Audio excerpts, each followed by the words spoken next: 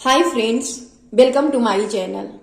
आज मैं इस वीडियो में क्लास 6 साइंस का 5th chapter separation of substances आपको एक्सप्लेन करने वाली हूं। तो इस वीडियो को प्लीज लास्ट तक जरूर देखें ताकि आपको ये वीडियो अच्छे से समझ में आ सके। तो चलिए हम अपने वीडियो को करते हैं स्टार्ट।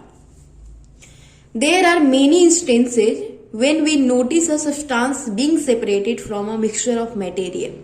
हम अपने रोजमर्रा के जीवन में ऐसे बहुत सारी उदाहरण देखते हैं, बहुत सारी चीजें देखते हैं जिसमें क्या होता है कि एक सब्सटेंस को अलग किया जा रहा होता है उसके मिक्सचर ऑफ मटेरियल से। बहुत सारी चीजें होती है, जैसे उदाहरण के तौर पे क्या दिया गया है, टी लिप्स को हम अलग करते हैं, टी लिप्स को अलग करते हैं टी से, है ना। जब हम भी चाय बनाते हैं तो उसकी चाय पत्ती को अलग करते हैं चाय से, और वो भी स्ट्रेनर की मदद से। ग्रेन को अलग किया जाता है उसके स्टॉक से। जब वो हार्वेस्ट किया जाता है तो ग्रेन क्या होते हैं, अपने स्टॉक के साथ ही होते हैं, वो अपने प्लांट के साथ होते हैं। तो उसके ग्रेन के सीड को अलग किया जाता है, तो ये भी क्या है, सेपरेशन ही है। उसके बाद मिल्क और कर्ड को अलग किया जाता है उसके बटर से, और वो भी चर्निंग प्रोसेस के द्वारा। जैसे यहाँ फिगर में दिखाया गया है कि इस तरह से फिगर में जो दिखाया गया है इस तरह के प्रोसेस से क्या किए जाते हैं, बटर को कर्ड में से अलग किया जाता है। उसके बाद क्या है, As we learned in chapter 3, we glean cotton to separate its seed from the fiber। हमने चैप्टर 3 में पढ़ रखा है कि हम कॉटन को अलग करते हैं उसके सीड से, और वो भी गीनिंग प्रोसेस के द्वारा, जिसको हम बोलते हैं गीन करना। Perhaps you might have eaten salted दलिया और पोहा। अगर आपने कभी साल्टेड दलिया या फिर पोहा खाया होगा, या फिर कोई भी ऐसी चीजें मान लेते हैं, मैगी वगैरह या फिर कोई भी चीजें, पास्ता वगैरह, तो अगर उसमें से अगर आपको कोई चीज पसंद नहीं हो, जैसे चिलीज पसंद नहीं हो, तो आप क्या करते हो, आसानी से उसको पिक करके बाहर कर देते हो, अलग कर देते हो। तो ये भी क्या है, आपने सेपरेट ही कर दिया दो चीजों को, दो मिक्सचर को आपने सेपरेट कर दिया, right. If you found that it had chilies in it, you may have carefully taken them out before eating. तो उसको अलग कर देते हो। Suppose you are given a basket containing mangoes and guava and asked to separate them. अगर आपको एक basket में क्या दे दिया जाए, मैंगो और गुआवा को मिक्स करके दे दिया जाए, और अब आपको बोला जाए कि दोनों चीजों को सेपरेट करके बताओ, तो आप क्या करोगे, उसमें से एक चीज को पिक करोगे और दूसरे कंटेनर में या फिर दूसरे बास्केट में उसको रख दोगे, और इस तरह से एक एक करके दोनों चीजों को अलग कर दोगे। अब यहां तक तो बातें क्या लग रही है कि बहुत ही इजी है, ऐसा लग रहा है कि दो चीजों को अलग करना तो बहुत ही आसान है। लेकिन क्या हो कि अगर वो जो हम मिक्सचर ऑफ मटेरियल हो उसके साइज बहुत ही छोटे छोटे हो, जैसे for example imagine you are given a glass of sand with salt mixed in it. अगर आपको एक ग्लास में सैंड और साल्ट को मिक्स करके दे दिया जाए और अब आपको बोला जाए कि ये दोनों को अलग करके बताओ, तो सोचिए कि इसको अलग करना कितना मुश्किल है। ऐसा लग रहा है नहीं, इम्पॉसिबल है, इवन कि हम सोच भी नहीं सकते हैं कि ये दोनों को हम अलग कर भी पाएंगे, कर ही नहीं सकते हैं, क्योंकि दोनों का जो मिक्सचर है क्या है, दोनों का जो साइज है वो बहुत ही छोटा छोटा है। सैंड को एक एक करके निकाल ही नहीं पाएंगे, क्या उसकी जो क्वांटिटी है, उसकी जो साइज है वो बहुत ही क्या है, छोटे छोटे हैं, राइट। लेकिन उसके पहले हम इसको जानने से पहले कि इसको हम अलग कैसे करेंगे, पहेली ये जानना चाहती है कि हम क्यों अलग करना चाहते हैं। But why would we need to separate substances like this at all. Paheli जानना चाहती है कि हम सब्सटेंस को अलग क्यों करना चाहते हैं, इसका रीजन क्या है। तो चलिए हम इसको समझते हैं। यहाँ एक्टिविटी फर्स्ट दिया गया है, जिसमें इन कॉलम फर्स्ट और table 5.1 are given a few processes of separation. देखिए यहाँ पे टेबल दिया गया है आपके बुक में, जिसमें 3 कॉलम बना दिए गए हैं। अब एक कॉलम में क्या दिए गए हैं, कुछ सेपरेशन प्रोसेसेस दिए गए हैं कि कौन से तरीके से कौन सी चीजें को अलग किया जाता है। दूसरे कॉलम में क्या है, पर्पस दिया गया है कि क्यों, कौन सा रीजन है जिसकी वजह से हम उस चीज को अलग कर रहे हैं, दो चीजों को अलग कर रहे हैं, कौन सा रीजन है, वहां पे पर्पस बताया गया है।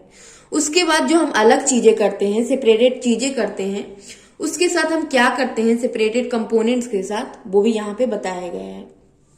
तो जैसे है फर्स्ट में सेपरेट स्टोन फ्रॉम राइस। हम राइस में से स्टोन को अलग करते हैं, तो क्यों करते हैं, इसका पर्पस क्या होगा। तो उसमें से स्टोन को तो हम यूज नहीं करते हैं, राइस को हम यूज करते हैं। और स्टोन क्योंकि नॉन यूजफुल होती है, कभी कभी हार्मफुल होती है, इसकी वजह से हम उसको अलग करते हैं। तो यहाँ का जो पर्पस है, यहाँ मैच करके आपको बताना है कि इसमें से कौन सा मैच होगा। तो इसमें इसका फर्स्ट का जो है ना वो हो जाएगा ये, टू रिमूव इम्प्योरिटीज और हार्मफुल कंपोनेंट्स। क्योंकि ये स्टोन जो है हम अलग इसलिए कर रहे हैं क्योंकि वो हमारा इम्प्योरिटीज है, वो हार्मफुल कंपोनेंट है। उसके बाद हम जो अलग करते हैं, इसके साथ हम क्या करते हैं, तो यहाँ पे बताया गया है we throw away the impurities. हम उस इम्प्योरिटीज को फेंक देते हैं, उसका यूज नहीं करते हैं। स्टोन को कभी यूज नहीं करते हैं खाना बनाने के लिए या फिर खाने के लिए, हम उसको फेंक देते हैं। सेकेंड में हमारा है churning milk to obtain butter. Butter को निकालने के लिए मिल्क में से हम क्या करते हैं, वो बताया गया है। उसके बाद हम क्यों करते हैं, तो हम ये करते हैं ये to separate two different but useful components. हम दो चीजों को इसलिए अलग करते हैं क्योंकि दोनों यूजफुल है, लेकिन दोनों को अलग अलग यूज करना है, इसलिए हम दोनों चीजों को अलग कर देते हैं। तो इसका ये हो जाएगा to separate two different but useful components. अब इसके साथ क्या करते हैं, तो क्या करते हैं, we use both the component. हम दोनों चीजों को यूज कर लेते हैं। बटर को अलग तरीके से यूज करते हैं और उसकी जो लिक्विड होती है या फिर कर्ड वगैरह जो भी बोलो, उसको हम अलग तरीके से यूज करते हैं। अब हमारा बचा third, separate tea leaves. Tea leaves को हम अलग करते हैं, चाय बनाते हैं तो। To remove non useful components. जो नॉन यूजफुल कंपोनेंट होता है, मतलब जो यूज करने लायक नहीं होता है। टी लिव्स जो बनाने के बाद जो टी लिव्स बच जाते हैं, जिसको चाय पत्ती हम बोलते हैं, तो चाय पत्ती को हम यूज नहीं करते हैं, इसीलिए वो क्या हो जाता है, नॉन यूजफुल कंपोनेंट्स हो जाता है।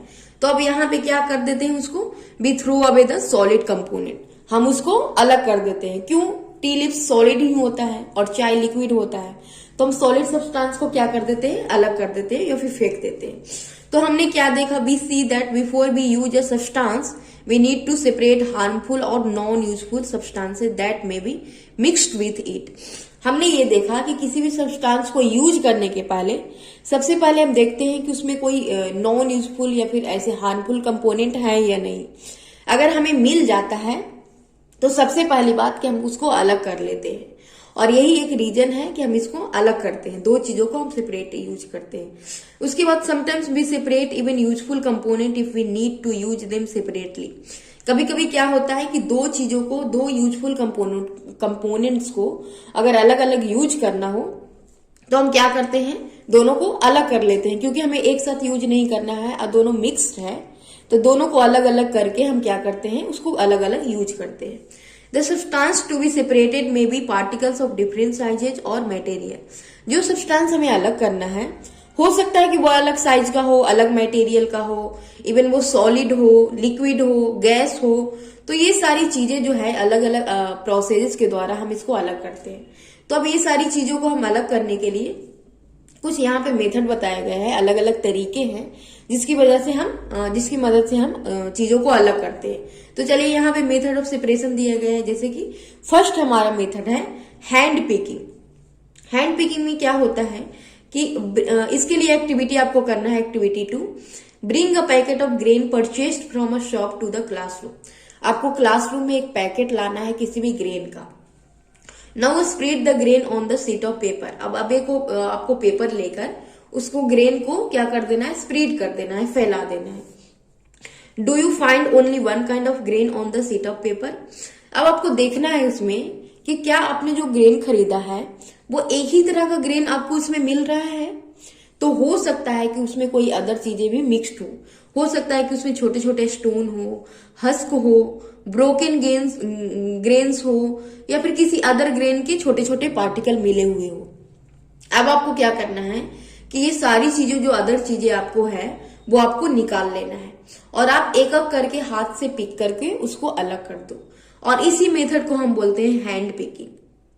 हैंड पिकिंग जब हम यूज करते हैं तो इसमें उस तरह की चीजों को हम अलग करते हैं जो थोड़े से क्या होते हैं, लार्जर साइज में होते हैं। मतलब इतने साइज में होंगे कि उसको हम आराम से ऐसे करके एक एक करके पिक करके अलग कर सकते हैं। और आपने अपने घरों में भी जरूर देखा होगा कि जब भी राइस वगैरह बनते हैं हमारे घरों में, किसी भी ग्रेन को यूज कुकिंग करने के पहले उसमें सारी जो गंदगी होती है, इम्प्योरिटीज होती है, या फिर किसी भी अदर चीजें होती है, एक एक करके क्या कर लिया जाता है, उसको हैंड पिकिंग के जरिए निकाल लिया जाता है। तो वही चीजें हैं, हैंड पिकिंग के जरिए थोड़े से लार्जर साइज में जो चीजें होती है उसको अलग किया जाता है। The quantity of such impurities is usually not very large, और ये ज्यादा लार्ज नहीं होता है, बस छोटे से होते हैं कि उसको आराम से हम निकाल सकते हैं। Right, in such situation we find that hand picking is a convenient method of separating substances। और इस सिचुएशन में हम देखते हैं कि हैंड पिकिंग हमारे लिए कन्वीनियंट मेथड है सेपरेशन का। राइट, तो इस तरह से हमने देखा कि हैंड पिकिंग के जरिए हमने दो चीजों को अलग किया। उसके बाद अगला हमारा प्रोसेस है, अगला हमारा मेथड है थ्रेशिंग। थ्रेशिंग में हम क्या करते हैं, You must have seen bundles of wheat or paddy stalks lying in field after harvesting the crop। तो आपने खेतों में जरूर देखा होगा, अगर आपने नहीं भी देखा होगा तो जाकर देखें खेतों में कि जब भी कोई ग्रेन वगैरह हार्वेस्ट किया जाता है, चाहे वो व्हीट हो या फिर पैडी हो, तो वो क्या होता है, अपने स्टॉक के साथ ही उसकी ग्रेन जो होती है स्टॉक में ही लगी हुई होती है। जितने भी ग्रेन की सीड होती है वो अपने स्टॉक में ही होती है, और इवन इतने सारे होते हैं कि उसको एक एक करके पिक करना बहुत ही मुश्किल हो जाता है। Stalks are dried in the sun before the grain is separated from them. हाँ, तो उस स्टॉक को जब हार्वेस्ट किया जाता है तो क्या किया जाता है, उसको सन में सूखने के लिए कुछ दिनों के लिए छोड़ दिया जाता है, ताकि वो ग्रेन हो जो क्या हो जाए, सेपरेटेड हो जाए। लेकिन each stalk has many grain seeds attached to it. अब एक स्टॉक में इतने सारे ग्रेन होते हैं, ग्रेन ऑफ सीड होते हैं, कि उसको एक एक करके पिक करके तो निकालना बहुत ही मुश्किल होती है, और उसकी क्वांटिटी नंबर में भी वो बहुत ज्यादा होते हैं। और एक स्टॉक को तो फिर भी हम अलग कर सकते हैं, लेकिन क्या हो कि बंडल में वो स्टॉक हमें देखने को मिल जाए, और अब उसको एक एक करके अलग करना कितना मुश्किल होता है। तो उसके लिए हम एक प्रोसेस का इस्तेमाल करते हैं, और उस प्रोसेस को बोलते हैं थ्रेशिंग। थ्रेशिंग में क्या किया जाता है कि उस स्टॉक को क्या किया जाता है, किसी भी ऐसे हार्ड चीजों पे रखकर बीट किया जाता है। जैसे कि यहाँ पे फिगर में दिखाया गया है, फार्मर लोग क्या करते हैं, खेतों में किसी भी फील्ड वगैरह में एक हार्ड चीज को रख देते हैं, किसी पत्थर को रख देंगे या फिर किसी भी हार्ड चीज को रख देंगे, और उस स्टॉक को लेकर उसको बीट करेंगे। उस पे बीट करने से क्या होता है कि उसकी जितनी भी ग्रेन होती है ना, वो अलग अलग हो जाती है, स्टॉक से अलग हो जाती है। तो इस तरह से दो चीजों को अलग कर दिया जाता है। कभी कभी क्या हो जाता है कि threshing is done with the help of bullocks. Bullock की मदद से भी थ्रेसिंग किया जाता है। क्या किया जाता है कि स्टॉक सहित फील्ड में उसको रख दिया जाता है, और उसके ऊपर क्या चला दिया जाता है, बुलॉक चला दिया जाता है। अब बुलॉक जो चलेगा तो क्या होगा कि सारे जो ग्रेन होते हैं अपने स्टॉक से अलग हो जाते हैं, और ये मशीन के द्वारा भी होता है, और उस मशीन को हम बोलते हैं थ्रेसिंग मशीन। जिस मशीन से ये चीजें किए जाते हैं, स्टॉक से ग्रेन को अलग करना, जो जिस मशीन से किया जाता है उस मशीन को हम बोलते हैं थ्रेसिंग मशीन। उसके बाद अगला हमारा प्रोसेस है बिनोइंग।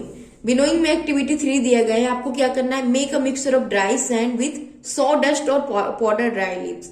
आपको क्या करने हैं, ड्राई सैंड लेने हैं और उसमें आपको सॉ डस्ट मिलाने हैं, या फिर किसी भी ड्राई की लीव्स की को ड्राई करके उसके पाउडर को मिला सकते हो। अब आपको क्या करना है, keep this mixture on a plate of a newspaper. एक न्यूज़पेपर या फिर प्लेट में उस मिक्सचर को रख लें। Look at this mixture carefully. अब इस मिक्सचर को ध्यानपूर्वक देखें। जब उसको ध्यानपूर्वक देखोगे तो देखोगे कि वो जो मिक्सचर ऑफ कंपोनेंट है, दोनों चीजें हैं, वो बहुत ही छोटे छोटे साइज में आपको नजर आ रहे हैं। दोनों सिमिलर, एक दूसरे के सिमिलर ही नजर आ रहे हैं। अब बताइए, हैंड पिकिंग के जरिए तो ये हो नहीं सकता है अलग। अब कैसे करोगे, सैंड में छोटे छोटे पाउडर मिले हुए हैं लिप्स के या फिर सॉडस्ट के, तो उसको एक एक करके अलग करना कितनी मुश्किल है। तो अब आप इसके लिए क्या करो, now take your mixture to an open ground and stand on a rest platform. आपको इस मिक्सचर को एक प्लेट में रखना है और एक ग्राउंड में ले जाकर किसी भी रेस्ट प्लेटफॉर्म पे खड़े हो जाना है, जैसे कि इस पिक्चर में दिखाया गया है। एक टेबल वगैरह लेकर उस पे खड़े हो जाना है, और इसी तरह से उस प्लेट को होल्ड करना है। प्लेट को होल्ड करना है अपने कितना, शोल्डर के हाइट जितना, जैसे कि यहाँ पे इस पिक्चर में दिखाया जा रहा है। इस तरह से होल्ड करने के बाद आप क्या करो कि tilt it slightly so that the mixture slides out slowly. अब धीरे धीरे उसको इस तरह से टिल्ट करना है कि जो भी मिक्सचर उसमें है वो धीरे धीरे क्या होने लगे, स्लाइड होता हुआ नीचे गिरे। जब वो स्लाइड होता हुआ नीचे गिरेगा तो क्या होगा, आप देखोगे कि उसमें जो सैंड है और सॉडस्ट है या फिर पाउडर लिप्स है वो एक दूसरे से अलग जाकर गिरी है। जैसे यहाँ पिक्चर में देख सकते हो कि इस तरह की दो चीजें हैं जो एक चीजें है तो अलग जाकर गिर रही है और एक चीजें है जो अलग अलग जगह पे जमा हो जा रही है। तो इसी तरह की चीजें आपको देखने को मिलेगी। क्या होगा कि एयर की मदद से जो सॉडस्ट है या फिर पाउडर जो लिप्स है वो थोड़ी सी अलग जाकर गिरेगी, थोड़ी सी अलग दूर जाकर गिरेगी और सैंड आपका एक जगह पे हो जाएगा। तो इस तरह से दो चीजें आपको अलग अलग देखने को मिल जाएगी। इस प्रोसेस को बोलते हैं बिनोइंग। इस प्रोसेस में क्या होता है, winnowing is used to separate heavier and lighter components of a mixture by wind और बाय ब्लोइंग एयर। बिनोइंग क्या किया जाता है, दो चीजों को अलग किया जाता है, दो ऐसी चीजों को अलग किया जाता है जिसमें एक हैवियर हो और एक लाइटर कंपोनेंट हो। तो इस तरह की चीजों को अलग किया जाता है, जैसे कि यहाँ पे पिक्चर में आपको दिखाया जा रहा है। This method is commonly used by farmer to separate lighter husk particles from heavier seeds of grain। ये मेथड जो होता है ना सबसे ज्यादा फार्मर के द्वारा यूज किया जाता है। फार्मर लोग क्या करते हैं कि जब भी ग्रेन उनको मिल जाता है थ्रेसिंग करने के बाद, तो थ्रेसिंग करने के बाद उनको ग्रेन मिल गया। अब क्या होता है कि उस ग्रेन में छोटे मोटे हस्क वगैरह रह जाते हैं, कुछ तो छोटे छोटे पार्टिकल स्टॉक के ही रह जाते हैं। तो अब उसको अलग करने के लिए इस प्रोसेस का यूज किया जाता है बिनोइंग का। इसमें क्या होता है कि जो भी हस्क होते हैं वो अलग हो जाते हैं एयर के द्वारा, क्योंकि वो क्या होते हैं, लाइटर होते हैं। और सीड जो होता है, ग्रेन की जो सीड होती है वो अलग हो जाती है। इसमें हस्क को यूज कर लिया जाता है फॉडर के रूप में कैटल को देने के लिए। जितने भी गाय भैंस होंगे या फिर जो भी चीजें होगी उनको फॉडर के रूप में, जिसको भुस्सी बोलते हैं, उसी को हम यूज कर लेते हैं कैटल के लिए और ग्रेन को अलग चीजों के लिए यूज करते हैं। तो इस तरह से हमने देखा कि दो चीजों को अलग किया जाता है, एक हल्की चीजों को, एक भारी चीजों को जब एक साथ मिक्स हो तो उसको अलग हम करते हैं बिनोइंग प्रोसेस के द्वारा। और ये हमने एक्टिविटी के जरिए भी अच्छे से समझ लिया है। तो आई होप को ये दोनों प्रोसेस आपको अच्छे से समझ में आ गए होंगे। उसके बाद अगला जो प्रोसेस है, अगला जो मेथड हमारा है सीविंग। सीविंग में क्या करते हैं, sometime we may wish to prepare a dish with flour. हम कभी कभी क्या करते हैं कि फ्लोर का डिश बनाते हैं। तो फ्लोर का डिश बनाने से पहले क्या करते हैं कि फ्लोर में कुछ ऐसी चीजें मिक्स होती है जो हम इम्प्योरिटीज होती है जो हम यूज नहीं कर सकते हैं। तो उसके लिए हम क्या करते हैं, सबसे पहले एक सीब लेते हैं, जैसे ये पिक्चर में दिखाया गया इस तरह की चलनी आपने देखी होगी, जिसको चलनी बोलते हैं। तो इसमें हम फ्लोर को डालते हैं। उसके बाद उसको फिर क्या करते हैं, ऐसे धीरे धीरे हिलाते हैं। तो हिलाने से क्या होता है कि इसमें छोटे छोटे छिद्र होते हैं। अब छिद्र के जरिए क्या हो जाएगा कि जितने भी फाइन जो फ्लोर होंगे वो आराम से दूसरे कंटेनर में चला जाएगा उस होल के जरिए। और जितनी भी इम्प्योरिटीज होगी लार्जर अमाउंट में, उसके जो लार्जर थोड़े से साइज होते हैं वो ऊपर ही रह जाते हैं सीब में। तो इस प्रोसेस से क्या करते हैं, दो चीजों को हम अलग करते हैं। उसी तरह से फ्लोर मिल में भी वही चीजें होती हैं। Impurities like husk and stones are remove from wheat before grinding it. जब व्हीट को ग्राइंड करने के लिए फ्लोर मिल में ले लिया जाता है तो उसमें बहुत सारे हस्क वगैरह होते हैं, स्टोन वगैरह होते हैं। तो उसको अलग करने के लिए क्या किया जाता है कि सीविंग के जरिए उसको पास किया जाता है। तो सीविंग के जरिए क्या होता है कि जितने भी छोटे छोटे हस्क होते हैं या फिर स्टोन होते हैं तो सीविंग के जरिए उसके छिद्र से निकल जाते हैं और बाकी जो ग्रेन होती है, जो व्हीट होती है, वो सीब के ऊपर ही रह जाता है। तो इस प्रोसेस से दो चीजों को अलग किया जाता है। उसके बाद कंस्ट्रक्शन साइट में भी आप इस तरह से देखते हो कि इस तरह का बड़ा सा सीब जैसा होता है जिसमें सैंड को अलग किया जाता है उसके पेबल वगैरह से या फिर स्टोन से। सैंड में बहुत सारे क्या होते हैं, स्टोन मिले हुए रहते हैं या फिर पेबल मिले हुए रहते हैं। तो इस तरह से सीविंग के जरिए उसको अलग कर लिया जाता है। एक्टिविटी 4 दिया गया है, इसमें क्या कर दिया जाता है, bring a sieve and a small quantity of floor from home. आपको क्या करना है, एक सीब लाना है अपने घर से और छोटी क्वांटिटी में क्या लानी है, थोड़ी सी फ्लोर लानी है। अब उसको क्या कीजिए, सीव कीजिए फ्लोर को, ताकि उसकी जो भी इम्प्योरिटीज होगी वो अलग हो जाएगी।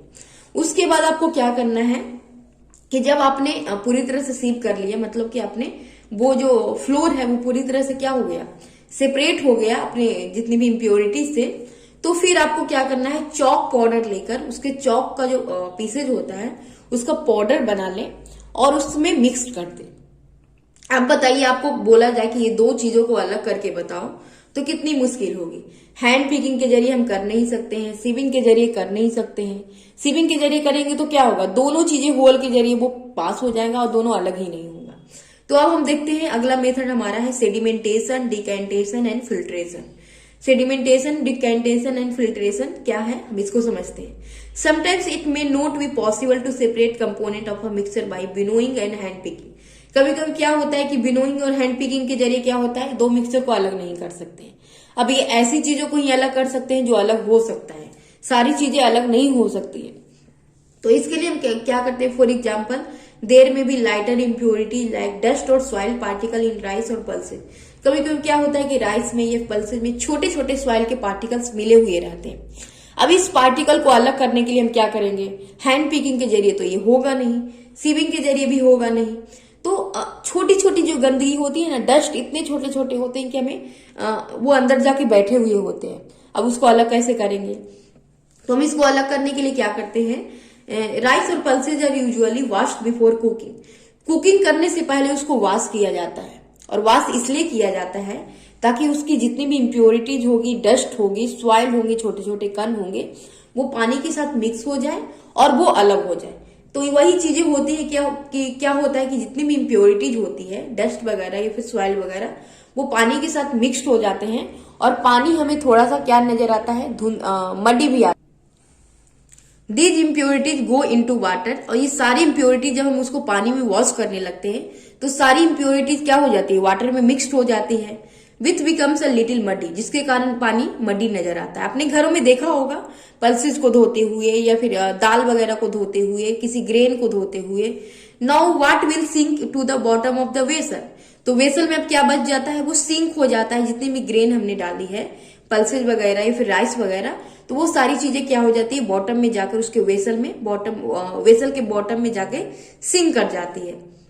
Right Have you seen that the vessel is tilted to pour out the dirty water? और इस तरह से आपने देखा होगा कि धीरे धीरे उस पानी को टिल्ट करके आराम से उसको अलग कर लिया जाता है ग्रेन से। When the heavier component in a mixture settles after water is added to it, the process is called sedimentation, और इस प्रोसेस को बोलते हैं सेडिमेंटेशन।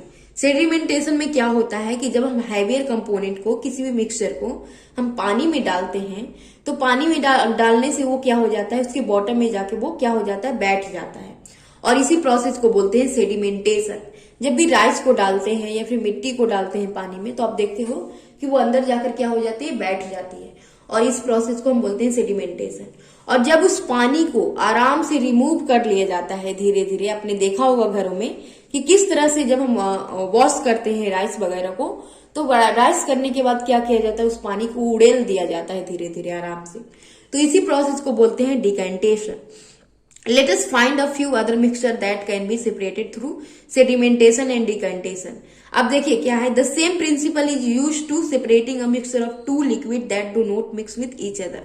अब क्या होता है कि दो लिक्विड को जब हम मिक्स करते हैं, और हो सकता है कि वो दो मिक्सर क्या हो, एक दूसरे के साथ अच्छे से मिक्स ना हो, तो क्या होता है कि एक मिक्सर अलग लेयर बना लेता है और फिर उस लेयर को हम अलग करते हैं सेडिमेंटेशन या फिर डिकैंटेशन की मदद से। तो चलिए हम देखते हैं, जैसे फॉर एग्जांपल में दिया गया है कि ऑयल और वाटर को जब हम मिक्स करते हैं तो ऑयल क्या होता है कि वो मिक्स नहीं होता है, थोड़ी देर जब हम छोड़ देते हैं तो ऑयल मिक्स नहीं होता है, वो क्या हो जाता है, वो अपना एक अलग लेयर बना लेता है और ऊपर ही रहता है, पानी के सरफेस पे तैरता रहता है, ऊपर एक लेयर बना लेता है। तो इस तरह से हम डिकैंटेशन की मदद से धीरे धीरे उसको क्या कर लेते हैं, एक में से दूसरे बर्तन में उसके जितने भी ऊपर वाले लेयर हैं, जो भी ऑयल वाले लेयर हैं, उसको अलग कर लेते हैं। जैसे यहाँ पिक्चर में दिखाया गया है, पिक्चर में आपको दिख रहा है, तो यहाँ वाटर और ऑयल मिला हुआ है, जिसमें ऊपर लेयर में आपको दिख रहा है एक अलग कलर भी दिख रहा है ऑयल का। तो इस तरह से जब हम उड़ेल लेते हैं तो क्या होता है, जब तक ऑयल निकल जाती है उसको फिर हम अलग कर लेते हैं। तो इस तरह दो चीजों को अलग करते हैं हम, कौन सी प्रोसेस से, डिकैंटेशन की मदद से। Let us again consider a mixture of solid and liquid. अब हम देखते हैं सॉलिड और लिक्विड को मिक्स करते हैं तो क्या होता है। After preparing tea, what do you do for to remove the tea leaves. जब हम टी बनाते हैं तो क्या होता है कि टी लिव्स जो होते हैं, क्योंकि वो सॉलिड होता है और चाय हमारा क्या होता है, लिक्विड होता है, तो टी लिव्स जो होते हैं अंदर जाकर बैठे हुए होते हैं। जिसको हम सेडिमेंटेशन भी बोलते हैं, वो सेडिमेंटेशन ही हुआ है, क्योंकि जितने भी हैवियर कंपोनेंट होते हैं वो क्या हो जाते हैं, बॉटम में जाकर लिक्विड में बैठ जाते हैं, तो उसको सेडिमेंटेशन। अब इस प्रोसेस को क्या करें, इसको अलग करने के लिए डिकेंटेशन का मदद करें, हेल्प ले। तो धीरे धीरे से आप क्या करो कि जितनी भी टी है उसको एक दूसरे बर्तन में वो कर लो, अलग कर लो। तो जब आप अलग करोगे तो फिर आपको क्या करना है, now pour the tea through a strainer. अब इस टी को स्ट्रेनर के थ्रू क्या करना है, दूसरे बर्तन में पोर करना है। जब इस तरह से पोर करोगे तो देखोगे कि स्ट्रेनर पे जितनी भी टी लिप्स थी आपकी जमा हो गई है। तो इस तरह से आपने देखा कि जब आपने स्ट्रेनर के जरिए पास किया तो टी लिप्स आपको पूरी तरह से अलग हो गई है टी से। तो इस प्रोसेस को बोलते हैं फिल्ट्रेशन। फिल्ट्रेशन की मदद से दो चीजों को अलग किया जाता है, अगर कोई चीज सॉलिड हो और एक लिक्विड हो, दो चीजों को इस तरह से अलग किया जाता है। Which method of separation tea leaves from prepare T is better, decantation और फिल्ट्रेशन। तो आपने देखा कि जब आपने डिकेंटेशन किया, टी लिप्स को अलग करना चाहा, तो क्या हुआ होगा, अगर आप करोगे, आप करके जरूर देखो, तो क्या होता है डिकेंटेशन में कि जब हम टी लिप्स को टी से अलग करना चाहते हैं तो टी के साथ ही कुछ टी लिप्स भी आ जाती है, पूरी तरह से वो दो चीजें अलग नहीं होती हैं। लेकिन जब हम फिल्ट्रेशन करते हैं, स्ट्रेनर की मदद से हम उसको अलग करते हैं, तो पूरी तरह से दो चीजें अलग हो जाती है। मतलब चाय को सिर्फ चाय ही मिलती है और टी लिप्स अलग हो जाता है। तो इस तरह से हमारा फिल्ट्रेशन मेथड हमारा यहाँ पे बहुत अच्छे से काम करता है। Let us now consider the example of water that we use. अब हम उसके बारे में सोचते हैं जो वाटर हम यूज करते हैं। क्या आप सोचते हो कि उस पानी में कुछ नहीं मिला हुआ होता है? कभी कभी क्या होते हैं कि वाटर में कुछ अलग चीजें भी मिली हुई होती है। अब उसको सेपरेट करने के लिए हम क्या करते हैं, पानी में इतने छोटे छोटे कण मिले हुए होते हैं कि हम उसको देख भी नहीं सकते हैं और उसको अलग करना तो बहुत ही मुश्किल है। तो उसके लिए हम क्या करते हैं कि देखिए, जैसे कभी कभी क्या होता है कि रिवर में, पॉन्ड में मडी वाटर मिलता है, उसमें मतलब सॉइल मिली हुई होती है। तो अब क्या करते हैं उसको अलग करने के लिए, थोड़ी सी मुश्किल तो होगी उसको अलग करने के लिए। तो देखिए, उसके लिए हम दूसरे मेथड का एक्टिविटी 5 के जरिए समझेंगे। आपको करने हैं कुछ कलेक्ट मडी वाटर। आप पॉन्ड से भी ला सकते हो या फिर रिवर से ला सकते हो। और अगर ये आपको अवेलेबल नहीं हो तो क्या करो कि एक ग्लास पानी लो और उसमें कुछ सॉइल को मिक्स कर दो। जब इस तरह से सॉइल को मिक्स कर दोगे तो फिर उसको क्या करो कि थोड़े देर के लिए, हाफ एन आवर के लिए उसको छोड़ दो, उसको रख के आराम से छोड़ दो। रख के आराम से छोड़ोगे तो देखोगे कि जितनी भी मिट्टी आपने मिक्स की थी उस पानी में, उसके बॉटम में जाके बैठ गई है। मतलब इस प्रोसेस को क्या बोलते हैं, सेडिमेंटेशन बोलते हैं। मतलब सेडिमेंटेशन हो गया है। अब क्या करो कि डिकेंटेशन की मदद से धीरे धीरे इस पानी को दूसरे बर्तन में उड़ेल लो। तो इस तरह से आपको देखने को मिल जाएगी कि मिट्टी उसके बॉटम में ही रह गई है और आपको पानी अलग मिल गया है। लेकिन इसके जरिए क्या होगा कि अभी भी पानी आपको क्या मिलेगा कि आपके अभी भी पानी मडी ही मिलेगा। मतलब पूरी तरह से वो जो मिट्टी है, वो पूरी तरह से मिट्टी आपको अलग नहीं मिलेगी, क्योंकि थोड़े बहुत क्या हो जाएंगे कि मिट्टी भी उसके साथ मिक्स होकर अलग हो जाएगी। अब इसको अलग करने के लिए क्या करो, स्ट्रेनर तो काम नहीं करेगा, बिल्कुल काम नहीं करेगा, क्योंकि मिट्टी इतनी छोटी छोटी है कि स्ट्रेनर उसको वो अलग नहीं कर पाएगा। तो आपको लेने एक पीस ऑफ क्लॉथ। अब पीस ऑफ क्लॉथ के जरिए उस पानी को क्या करो कि उसको किसी दूसरे बर्तन में डाल दो। जब इस तरह से डालोगे तो क्या होता है कि क्लॉथ में क्या होता है, छोटे छोटे पोर्स बने हुए होते हैं। अगर आपने ध्यान से देखा होगा किसी क्लॉथ को, वो बुबिन होते हैं, छोटे छोटे थ्रेड्स से हमने पढ़ा था अपने पिछले चैप्टर में। तो छोटे छोटे वो फाइबर से बने हुए होते हैं। तो जब बुब किए जाते हैं तो छोटे छोटे छिद्र रह जाते हैं, इतने छोटे छोटे होते हैं कि वो हमें नजर भी नहीं आते कभी कभी। तो उसके जरिए उस पानी को क्या करो, पास कर दो। तो अब आपको देखने को मिलेगा कि आप पहले से ज्यादा क्या हो गया, पानी साफ हो गए हैं, लेकिन अभी भी आपको मड मिलेगा ही मिलेगा। तो आप उसको अलग करने के लिए क्या करोगे, हाँ, तो अब वो जो मडी वाटर रह गया है तो आप उसको क्या करोगे, अलग करने के लिए एक फिल्टर पेपर लो। फिल्टर पेपर को इस तरह से स्टेप में, जैसे जिस तरह से इसको कोन बनाया गया है, इस तरह से फनल बना लो। अब इस फनल के जरिए क्या करना है, जैसे इस पिक्चर में दिखाया जा रहा है, इस फनल के जरिए इस पानी को पास करना है। जब इस पानी को हम पास करेंगे तो क्या होगा, ये पूरी तरह से क्या हो जाते हैं, फिल्टर हो जाते हैं पानी। मतलब जितने भी छोटे छोटे कण रह गए थे क्लॉथ के जरिए पास करने के बाद, उसको फिल्टर करने के बाद, तो ये सारी चीजें जो हो गई होगी, अब आपको पानी पूरी तरह से क्या मिलेगा, पूरी तरह से फिल्टर होकर मिलेगा, पूरी तरह से वो प्योर होकर मिलेगा। जितने भी छोटे छोटे कण होंगे वो क्या हो जाएंगे, फिल्टर पेपर पे ही रह जाएंगे। ऐसा क्यों होता है क्योंकि ऐसा इसलिए होता है कि ये जो फिल्टर पेपर होते हैं इसमें बहुत ही छोटे छोटे छिद्र होते हैं, इतने छोटे छोटे छिद्र होते हैं कि हमें नजर भी नहीं आते कभी कभी। तो इसके जरिए क्या होता है कि जितनी भी सॉइल वगैरह होगी वो ऊपर ही रह गया होगा और इसके जरिए सिर्फ पानी पास हुआ होगा, तो सिर्फ पानी आपको आप पूरी तरह से फिल्टर मिल जाएगा। इसी प्रोसेस का यूज करके क्या करते हैं कि फ्रूट और जब वेजिटेबल का जूस बनाया जाता है तो उसमें भी क्या मिले हुआ रहता है, सीड मिले हुए रहते हैं, उसमें सॉलिड पल्प मिले हुए रहते हैं। तो इसको अलग करने के लिए हम फिल्टर का यूज करते हैं। इवन फिल्टर का यूज करके हम पनीर को भी अलग करते हैं। पनीर को अलग करने के लिए सबसे पहले क्या बनाया जाता है, पनीर बनाया जाता है। तो जो पनीर बनाया जाता है आपने देखा होगा कि उसमें लिक्विड भी मिले हुए होते हैं, जो मिल्क फट जाती है उसके बाद पनीर बनता है तो वो दोनों मिक्स होता है। तो हम पनीर को उसमें से अलग करते हैं फिल्टर पेपर की मदद से, या फिर किसी ऐसे क्लॉथ की मदद से कॉटन क्लॉथ की मदद से भी हम उसको अलग करते हैं। इसके लिए क्या करते हैं, मिल्क को बॉयल करते हैं और जैसे ही वो मिल्क बॉयल हो जाता है उसमें डालते हैं कुछ बूंदे लेमन की। तो लेमन की डालने के बाद वो क्या हो जाता है, पनीर बन जाता है।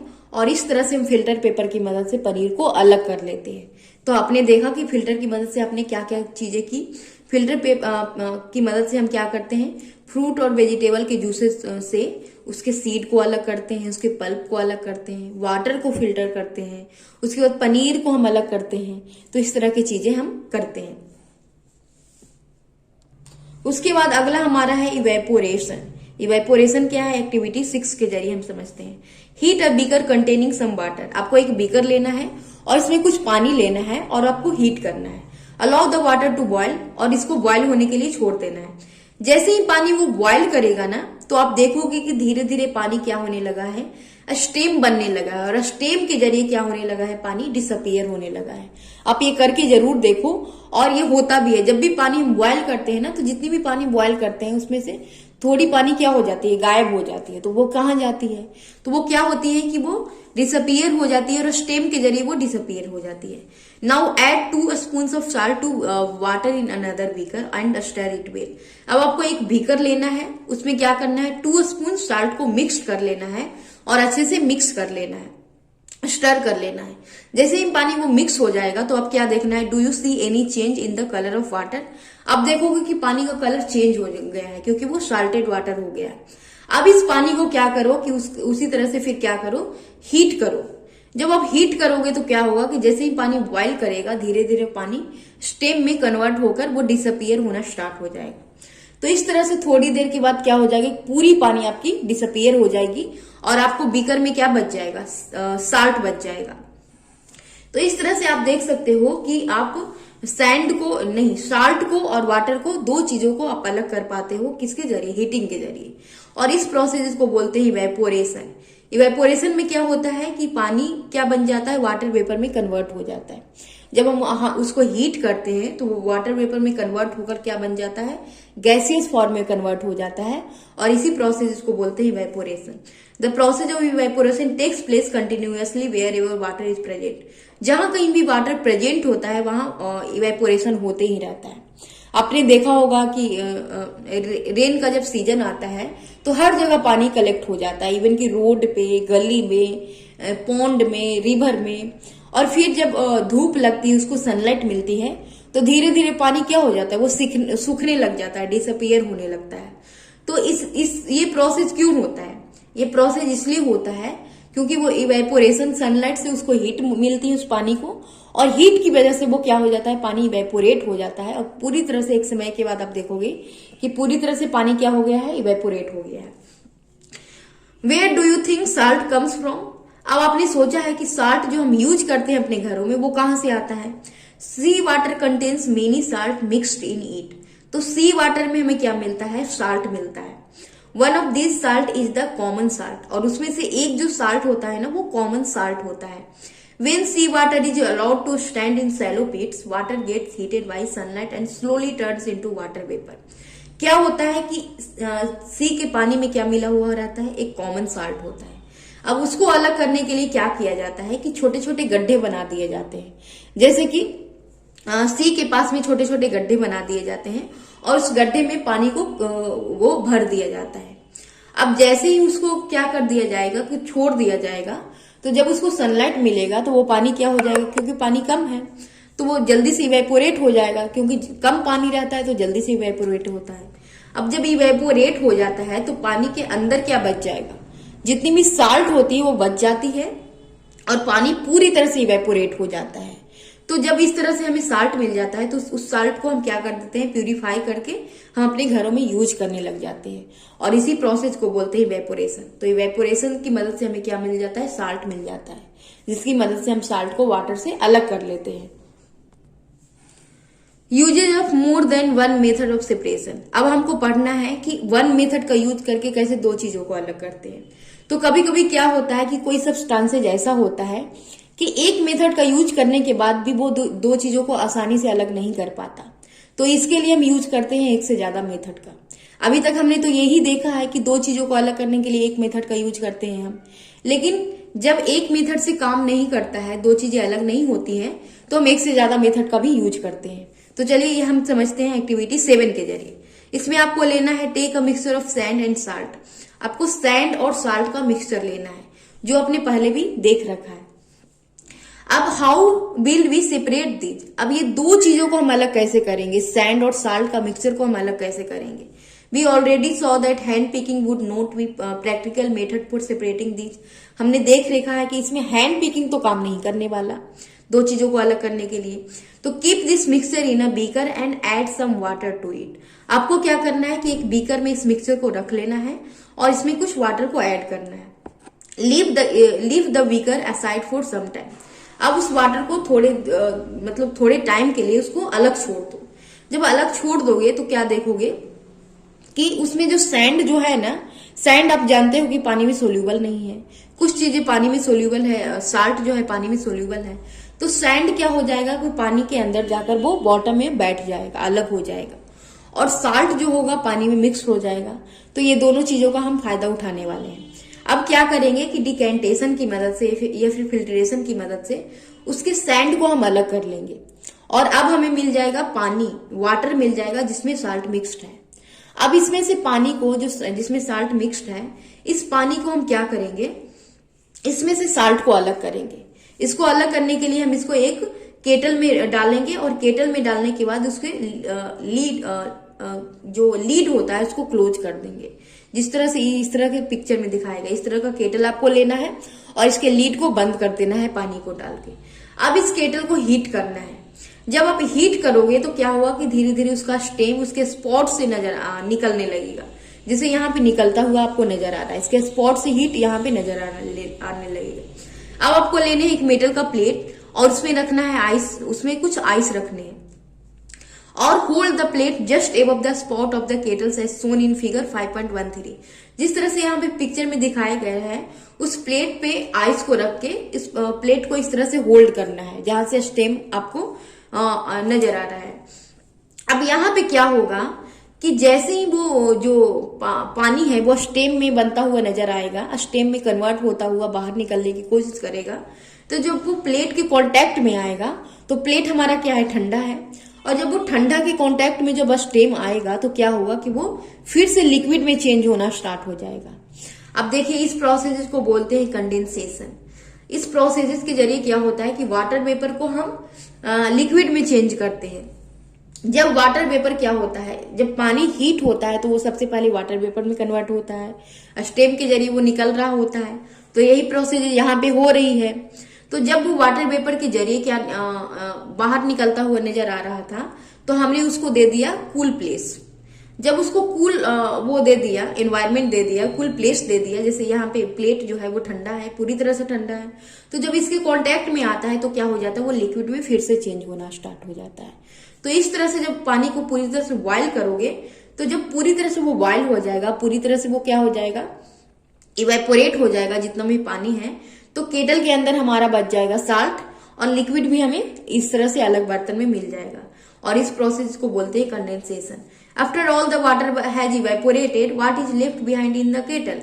तो केटल के बाद नीचे क्या बच जाएगा, साल्ट बच जाएगा। तो इस तरह से हमने देखा कि हमने साल्ट, सैंड और वाटर को अलग किया। कौन कौन से मेथड से? डिकेंटेशन की मदद से, फिल्ट्रेशन, इवेपोरेशन और कंडेंसेशन की मदद से। तो ये सारे मेथड हमने यूज कर लिए 3 चीजों को अलग करने के लिए, साल्ट, सैंड और वाटर को अलग करने के लिए, right. We have this separated, हाँ ये देख लिया। Paheli faced a problem while recovering salt mixed with sand. She has mixed a packet of salt in a small quantity of क्या बोलते हैं, सैंड। तो पहेली को एक प्रॉब्लम हो गई। पहेली ने क्या किया कि पहेली ने भी इस तरह की एक्टिविटी करना चाहिए। उसने भी साल्ट को मिक्स किया सैंड के साथ में, और जब वो उसको अलग करना चाहिए तो क्या हुआ कि उसको जितना भी सैंड उसने, जितना भी वो साल्ट डाली थी, जितनी भी साल्ट उसने मिक्स की थी सैंड के साथ में, उतना साल्ट उसको मिल नहीं पाया। तो अब क्या प्रॉब्लम हुई? Can water dissolve any amount of a substance? तो हमने चैप्टर 4 में पढ़ रखा है कि कुछ चीजें ऐसी होती है जो पानी में डिजॉल्व कर जाती है, और उस चीज को हम बोलते हैं कि वो पानी में क्या है, सोल्यूबल है। हमने देखा था, अच्छे से देखा था, हमने ये एक्टिविटी के जरिए भी देखा था कि कुछ चीजें ऐसी है जो पानी में अच्छे से घुल जाती है, और कुछ चीजें जो पानी में नहीं घुल पाती है, और जो घुल पाती है उसको हम बोलते हैं soluble. What will happen if we go on adding more and more of this substance to a fixed quantity of water? हम तो ये जानते हैं कि कोई भी सब्सटेंस एक है जो पानी में सोल्यूबल है, लेकिन क्या हो कि हम उस सोल्यूबल सब्सटेंस को पानी में एक फिक्स्ड क्वांटिटी ऑफ पानी में मिक्स करते जाएं, उसकी क्वांटिटी को ज्यादा कर देंगे तो क्या होगा? तो चलिए हम इसको देखते हैं एक्टिविटी 8 के जरिए। You will need a beaker. इसमें सबसे पहले आपको बीकर लेना है, या फिर टम्बलर ले सकते हो, एक स्पून, साल्ट और वाटर लेना है। अब आपको क्या करना है? pour half a cup of water in the beaker। आपको उस बीकर में क्या करने हैं? हाफ कप वाटर को पोर करने हैं। Add 1 teaspoonful of salt and stir it well. अब उस पानी में क्या करने हैं? 1 टीस्पूनफुल ऑफ साल्ट उसको डाल देना है और अच्छे से मिला लेना है। जब आप मिला लोगे, जैसे ही वो डिजॉल्व कर जाएगा, तो फिर से आपको क्या करना है? Again add a teaspoonful of salt and stir well. आपको फिर से 1 टीस्पूनफुल ऑफ साल्ट को मिला के मिक्स कर लेना है। After adding a few spoons of salt, do you find that some salt remains undissolved and settles at the bottom of the beaker? आप इस तरह से करते जाओ, बार बार करते जाओ, बार बार मतलब जब तक वो डिजॉल्व होना बंद नहीं हो जाती है, जब तक कि आप एक लिमिट के बाद आपको क्या देखने को मिलेगा कि जितनी भी आपने डाली है साल्ट, उसके बाद एक टाइम के बाद क्या हो जाएगी कि वो सारी साल्ट जो है वो बॉटम में जाकर बैठना स्टार्ट हो जाएगा। और जब वो बैठना स्टार्ट हो जाएगा, इसका मतलब है कि वो डिजॉल्व होना बंद हो गया है। और जब इस तरह की चीजें हो जाए तो इस तरह के सॉल्यूशन को हम बोलते हैं कि अब वो सॉल्यूशन क्या हो गया है? सैचुरेटेड हो गया है। इसका मतलब है कि सैचुरेटेड होने का मतलब है कि अब उसमें ज्यादा अमाउंट में साल्ट मिक्स्ड नहीं हो पाएगा। अब आप ही सोचिए कि एक फिक्स क्वांटिटी में पानी है और उसमें ज्यादा से ज्यादा कितना मिक्स कर रहेंगे हम? एक लिमिट तो होगी ना। 1 गिलास पानी है या फिर हाफ गिलास पानी है तो उसमें कितना साल्ट मिक्स्ड होगा? एक क्वांटिटी में ही मिक्स्ड होगा, एक फिक्स क्वांटिटी में ही मिक्स्ड होगा, उसके बाद तो नहीं होगा। तो जब उसमें डिजॉल्व होना बंद हो जाता है तो एक टाइम के बाद क्या हो जाता है कि जब भी आप उसमें साल्ट डालोगे तो वो अब क्या हो जाएगा? बॉटम में बैठना शुरू कर देगा। तो इस तरह के सॉल्यूशन को बोलते हैं saturated. There is a hint as to what might have gone wrong when Paheli tried to recover large quantity of salt mixed with sand। तो यही चीजें पहेली के साथ हुई होगी। जब वो सैंड और साल्ट को मिक्स करके उसको अलग करना चाहिए होगी तो क्या हुआ होगा कि उसने साल्ट को ज्यादा मिला दिया था, और इसकी वजह से जब वो उसको वाटर में क्या की होगी, वाटर में ये दोनों मिक्सचर को डाली होगी, तो क्या हुआ होगा कि क्योंकि पानी कम था, पानी कम होने की वजह से साल्ट अच्छे से मिक्स नहीं हो पाया होगा, अच्छे से डिजॉल्व नहीं हो पाया होगा, और इस तरह से सैंड के साथ ही कुछ साल्ट रह गए होंगे। और जब उसने वाटर को अलग भी किया होगा तो इस तरह से उसको पूरे साल्ट नहीं मिले होंगे, क्योंकि वो सैंड के साथ ही रह गए होंगे। यही चीजें हुई होगी। अब यहाँ पे ये बताया गया है कि उसकी प्रॉब्लम का सॉल्यूशन क्या हो सकता था। तो उसकी प्रॉब्लम का सॉल्यूशन ये हो सकता था कि वो ज्यादा पानी ऐड कर देती। अगर उस क्वांटिटी में, उस मिक्सचर में ज्यादा पानी ऐड कर देती तो क्या होता कि हो सकता था कि साल्ट जो डिजॉल्व नहीं हो पाया है वो अच्छे से डिजॉल्व हो जाता, और उसके बाद उस दोनों चीजों को अलग कर लेती, राइट। लेकिन यहाँ पे बोला गया है कि suppose she did not have sufficient quantity of water to dissolve all the salt in the mixture. अगर मान लिया जाए कि उसके पास सफिशिएंट वाटर ही नहीं हो, वही जितनी पानी थी उसके पास उतना ही पानी हो, तो क्या कोई ऐसा तरीका है जिसके कारण इस मिक्सचर को अच्छे से डिजॉल्व कर पाते हैं, जो चीजें सेचुरेटेड हो गई हो उसको डिजॉल्व कर पाए ज्यादा अमाउंट में? क्या कोई ऐसा तरीका है? तो चलिए हम उसको देखते हैं एक्टिविटी 9 के जरिए। Take some water in a beaker and mix salt in it until it can not dissolve any more salt. आपको लेने हैं कुछ वाटर एक बीकर में और आपको साल्ट के साथ मिक्स करने हैं। आपको जब तक मिक्स करने हैं जब तक कि वो डिजॉल्व नहीं हो जाता, और इस तरह से आपको रिपीट करते जाना है जब तक कि वो सॉल्यूशन क्या हो जाए, सेचुरेटेड ना हो जाए। अब जब सेचुरेटेड हो जाए सॉल्यूशन तो क्या करो कि उसमें थोड़ी सी क्वांटिटी ऑफ साल्ट की मिला लो, और मिलाने के बाद उस सॉल्यूशन को क्या करो, हीट करो। जब आप हीट करोगे तो क्या देखोगे, what happens to the undissolved salt in the bottom of the beaker. आपने देखा था कि जो अनडिजॉल्व साल्ट जो बॉटम में रह गए थे, जो डिजॉल्व नहीं हो पा रहा था, वो अब डिजॉल्व होना स्टार्ट हो गया है। तो इससे ये पता चलता है कि जब हम सेचुरेटेड सॉल्यूशन को उसको हीट करते हैं तो हम उसकी क्वांटिटी को बढ़ा सकते हैं, डिजॉल्व होने की क्वांटिटी को। पहले जब ठंडे पानी में हम उसको मिक्स करेंगे तो क्या होगा कि वो कम में ही डिजॉल्व होना बंद हो जाएगा, लेकिन जब हम उसको हीट करेंगे तो वो ज्यादा डिजॉल्व हो पाएगा। इस तरह से let this hot solution cool does the salt appear to settle at the bottom of the beaker again. अब इस सॉल्यूशन को क्या करना है, आपको कूल होने देना है। तो जब कूल होने दोगे तो देखोगे कि वो जो सॉल्यूशन है, वो जो साल्ट है, वो फिर से क्या होने लगा है, अनडिजॉल्व होकर बॉटम में जाकर बैठ गया है। तो इस तरह की चीजें देखने को मिलती है कि जब हम किसी चीज को हीट करते हैं तो वो ज्यादा क्वांटिटी में डिजॉल्व हो पाता है। The activity suggests that larger quantity of salt can be dissolved in water on heating। तो हीटिंग के जरिए हम लार्जर क्वांटिटी में किसी भी चीज को डिजॉल्व कर सकते हैं। ये चीजें वही बताई गई है। Does water dissolve equal amount of different soluble substances? Let us find out। अब यहाँ पे क्वेश्चन पूछा जा रहा है, क्या वाटर में जितनी भी सोल्यूबल सब्सटेंस है वो इक्वल अमाउंट में डिजॉल्व हो पाती है? तो चलिए हम एक्टिविटी 10 के जरिए समझते हैं। आपको लेने हैं 2 ग्लास या फिर बीकर लेने हैं। अब इसमें दोनों में हाफ हाफ कप पानी को ऐड कर दो। ऐड करने के बाद क्या करो कि एक बीकर में, एक जो ग्लास आपने लिया है उसमें 1 टीस्पून साल्ट को मिक्स करो, उसको अच्छे से मिलाओ, उसको अच्छे से स्टर करो जब तक कि वो साल्ट डिजॉल्व नहीं हो पाता है। और इसी तरह से ऐड करते जाओ, गो on adding salt 1 teaspoon at a time. हमेशा 1 टीस्पून डालकर इस तरह से मिक्स करते जाओ जब तक कि सॉल्यूशन सेचुरेटेड नहीं हो जाता है, तब तक कि उसको मिलाते जाओ। और जब सॉल्यूशन सेचुरेटेड हो जाता है तो उसके नंबर ऑफ टीस्पून को काउंट करके यहाँ पे आपको इस टेबल में काउंट करके बताने हैं कि कितने टीस्पून साल्ट आपने डाले तो वो मिक्सचर क्या हो गया, सेचुरेटेड हो गया। आपको इस तरह से बताना है। उसके बाद यही सेम प्रोसेस आपको शुगर के साथ करनी है। शुगर के साथ भी वही सेम टीस्पून लेनी है और 1 चम्मच चीनी डाल के उसको अच्छे से मिलाना है। और जब तक कि वो सॉल्यूशन सेचुरेटेड नहीं हो जाता है तब तक कि उसको मिलाते रहना है। आप देखोगे कि दोनों का नंबर ऑफ जो जितने पे वो दोनों सॉल्यूशन सेचुरेटेड हुआ है, दोनों का टीस्पून अलग अलग है, दोनों सेम अमाउंट में नहीं है। तो यहां से ये पता चलता है कि कोई भी दो चीजें हैं, 2 सोल्यूबल सब्सटेंस है, उसको जब हम पानी में मिक्स करते हैं तो दोनों की क्वांटिटी अलग अलग होती है किसी भी सॉल्यूशन को सेचुरेटेड करने की। तो इस तरह से ये पता चलता है।